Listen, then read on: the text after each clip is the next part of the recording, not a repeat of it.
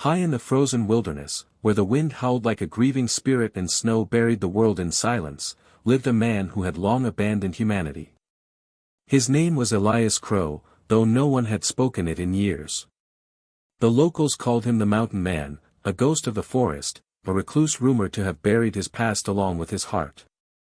He lived in a small, battered cabin carved into the edge of a frozen ridge, surrounded by towering pine trees weighed down by snow.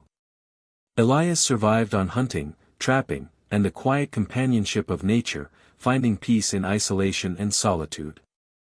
Years earlier, tragedy had shattered his trust in people, so he chose a life where the only voices he heard were the crackle of firewood and the distant echo of mountain winds. One night, as a violent blizzard tore through the mountains, Elias stepped outside to secure his supplies. The storm was merciless, cutting through layers of clothing like knives of ice. Snow whipped through the air in blinding spirals, threatening to swallow everything in sight.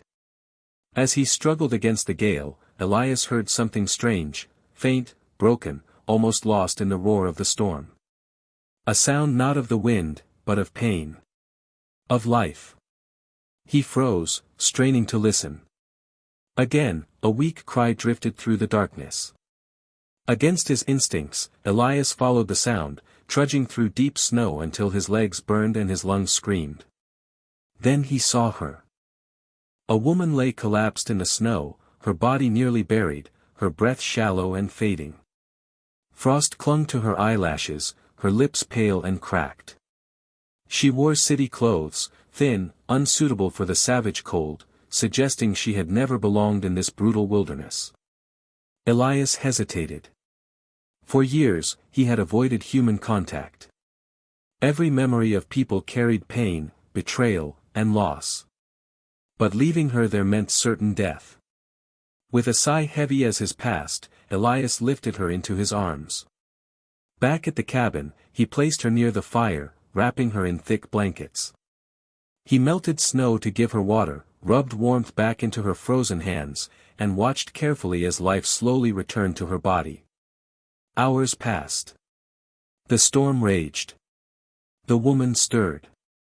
When her eyes finally opened, they held fear, confusion, and a secret so heavy it seemed to weigh down her soul. She looked at Elias as if he were both a savior and a threat. "Where am I?" she whispered. "Safe," Elias replied simply. Her name was Mara. She said she had been traveling when her car skidded off a mountain road during the storm. But there was something about her story that felt incomplete. Her voice trembled not just from cold, but from something deeper, something hunted. As days passed, Mara recovered, but Elias began to notice odd details. She carried no identification. She flinched at distant helicopter sounds. At night, she sometimes woke screaming, whispering names Elias did not recognize. The storm outside eventually faded, but tension inside the cabin grew stronger. One evening, Elias asked her directly, "Who are you really?" Mara's face drained of color. She hesitated, then spoke words that would change everything. "I'm not supposed to be alive," she said. "And someone very powerful wants me dead." Elias felt the weight of fate settle over his quiet life. Saving this woman had already disrupted his solitude. But he had no idea that protecting her would soon force him to confront his buried past, his fears, and a truth that could put both their lives in danger. Outside, the wind carried a warning. Something, or someone, was coming. And the mountain man's peaceful isolation was about to end forever. Mara's confession shattered the fragile calm of the cabin. Elias wanted to ignore it, to believe she was simply traumatized. But the fear in her eyes was too real, too sharp. She eventually revealed the truth in fragments, like pieces of a puzzle too dangerous to complete. Mara had once worked for a powerful research organization that conducted classified experiments hidden from the world. She had been part of a project meant to create advanced biotechnology capable of saving lives, or destroying millions. But when she discovered the experiments were being weaponized, she stole critical data and ran. The organization had labeled her a traitor. A liability. A target. "They will never stop hunting me," she whispered. And now they know I was in these mountains. Elias clenched his jaw. He had escaped humanity to avoid conflict, but now conflict had found him anyway. Days later, the distant sound of engines echoed through the valley. Tracks appeared in the snow, military boots. Black vehicles moved like predators through the forest below. Elias realized Mara's fears were real. His past, long buried, began to resurface. Years ago, Elias had been part of a covert rescue unit before tragedy destroyed his family. He had sworn never to fight again. But protecting Mara meant returning to a world of danger he had fled. They won't take you, Elias said quietly. When armed men finally approached the cabin, Elias used every skill he once hoped to forget.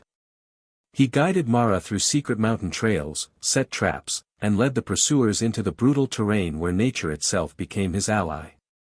The mountains turned into a battlefield, snowstorms, avalanches, freezing winds, and survival instincts clashed against modern weapons. During their escape, Mara revealed one final truth: the data she carried wasn't just dangerous, it could expose corruption, save thousands of lives, and bring down an entire criminal empire. Her secret wasn't only a liability. It was hope. For the first time in years, Elias felt purpose again. In the final confrontation, Elias chose to stand and fight rather than run. He broadcast Mara's data to the world, ensuring the truth could never be buried. The organization fell under global scrutiny, and their power crumbled. When it was over, the snow continued to fall, silent, cleansing. Mara stood beside Elias, no longer a hunted fugitive, but a survivor who had changed his fate. And Elias realized that saving her had also saved himself.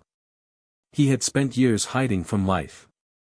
But one dying woman in the snow had given him a reason to live again. If you enjoyed this emotional and thrilling story, don't forget to like, subscribe, and turn on notifications so you never miss our next powerful adventure. Every subscription helps us bring you more intense, inspiring, and unforgettable stories like this one.